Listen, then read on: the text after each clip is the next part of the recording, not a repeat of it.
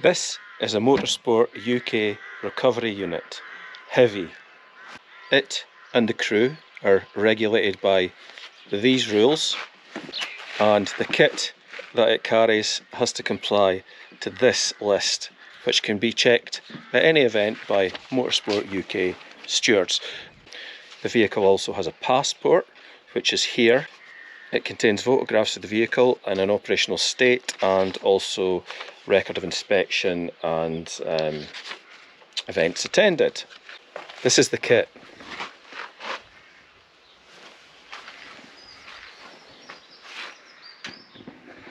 I know, how the hell does it fit in? By the time the video is finished, there will be nothing lying on the ground and the vehicle will be ready to attend a rally.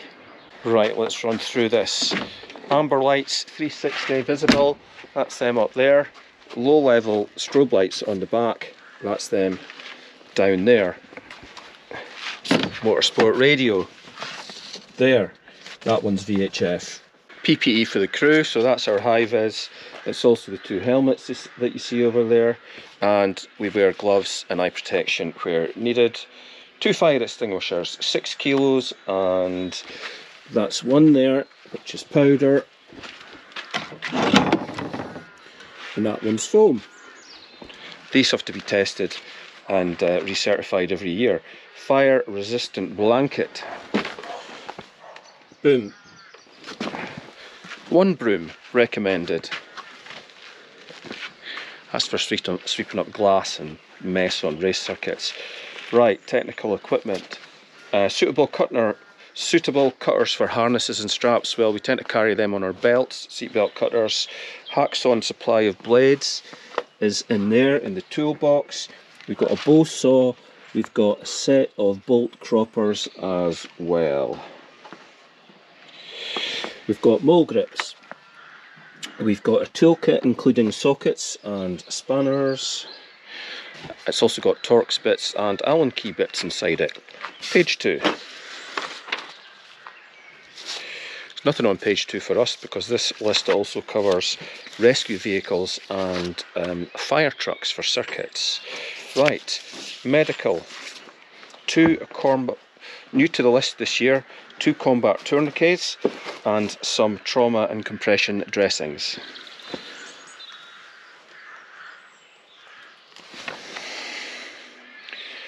We've got a supply, this is for treating burns now, a supply of cling film, unused clean plastic bags and water gel dressings, 5 litres of clean tap water, sterile solution for eye irrigation and 2 survival blankets.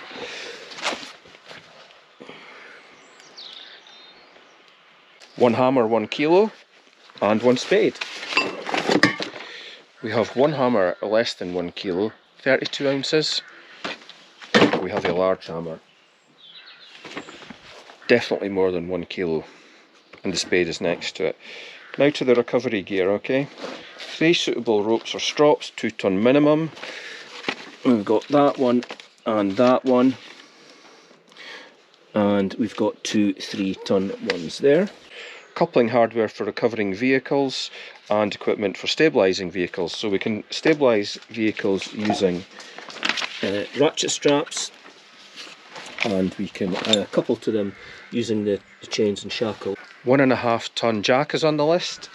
That's there, and I've also got a high lift jack over there. I carry fold away wheel chocks,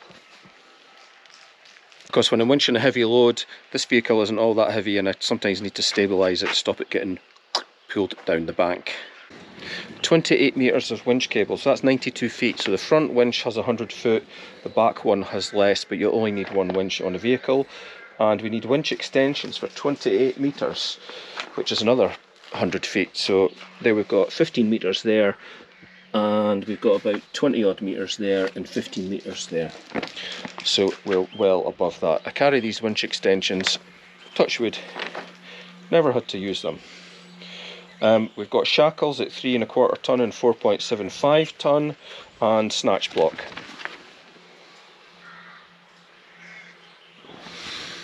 And these are generally used for winching. Right, last page. Oh, first aid kit, there you go. So what do I carry that's not on the list? Well, we do carry helmets as part of the PPE, and I carry some soft shackles which are useful for towing. We've got a rope we use as an access rope. That's handy for climbing down steep banks. Because this is a heavy recovery vehicle, I suspend tow vehicles by lifting the front of them, and I've got these boards I use to help facilitate that, and packing underneath, and also these waffle boards, which are quite useful if you've got a vehicle that's on tricky terrain or you want to drag it over a ditch, winch it over a ditch or something like that. I've got some power tools, which is mainly that. I do sometimes carry a reciprocating saw as well. Jump leads are very handy. Quite often have to jump lead a Marshall. Sometimes they've been out all day with their motorsport radio on, forget to start their car now and again. They go to leave at the end of the day and no go. So they get used as well. And then the rest of the gear that's lying on the floor attaches to the back of the vehicle, and that's for lifting. So I'm going to get all this stuff inside, then we'll attach the back stuff and show you how that works.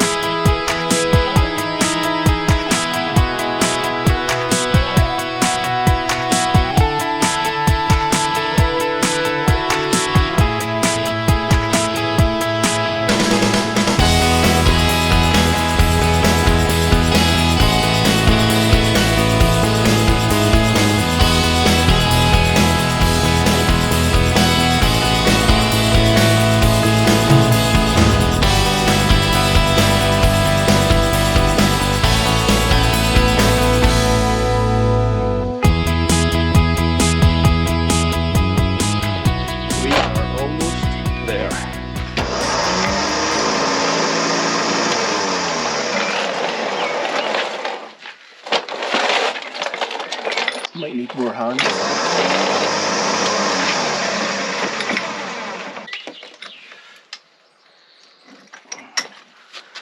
There it goes. And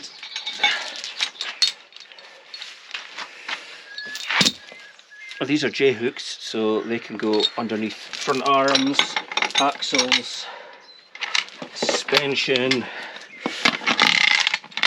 to winch or lift the car.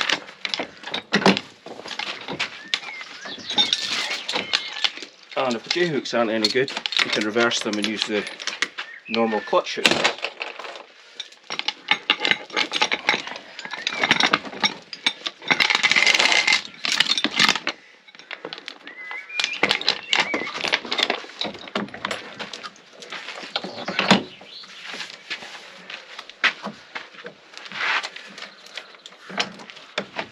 That goes there, that comes up.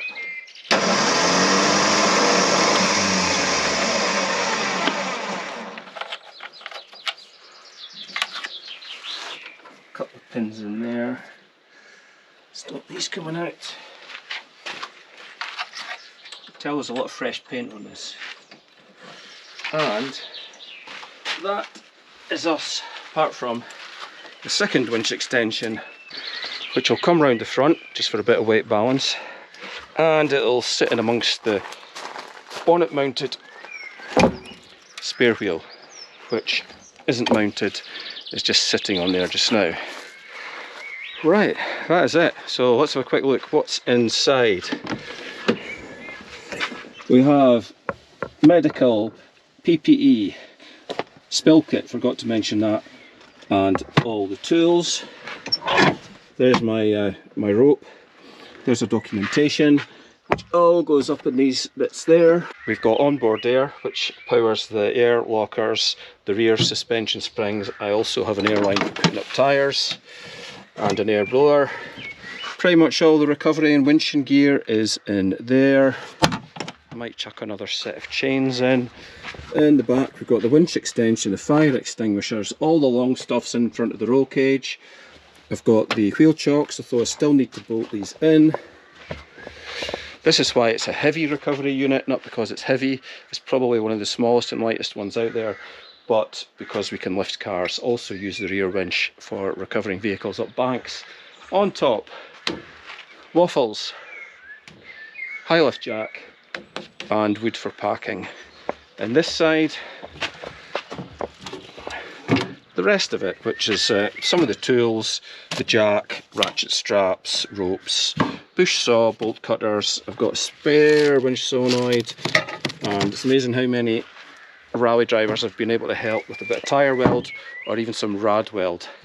There is a pad which I put along that back plate when we're lifting, just to protect front bumpers of any cars that we are lifting. And that's it. There's just enough room in the cab for me, Mo, a flask of tea, a packed lunch, waterproofs, PPE, and sometimes we've been away for 3 days in this, so we tend to put our luggage in dry bags and chuck it in the back. Now, that's probably the most recovery kit you'll ever see a vehicle carry. If you're casual green laning, doing some off-roading, Sunday play days, that kind of thing, you're probably going to carry some of this. I would say the most important thing is to have a decent tow rope, some proper winch points on your vehicle front and rear, and some nice strong bridles or brothers and a couple of snatch blocks, and just make sure you keep an eye on your kit. And to be honest with you, if it starts getting frayed or messy, you chuck it out and buy some new stuff, because it ain't expensive and it's your vehicle that's hanging off the end of it. We check our kit before we go to every event, and I say it gets inspected at our training days as well every year, so there's no excuse to have a shabby kit. And that's it, and there we go, recovery ready. See you next time. Thanks for watching.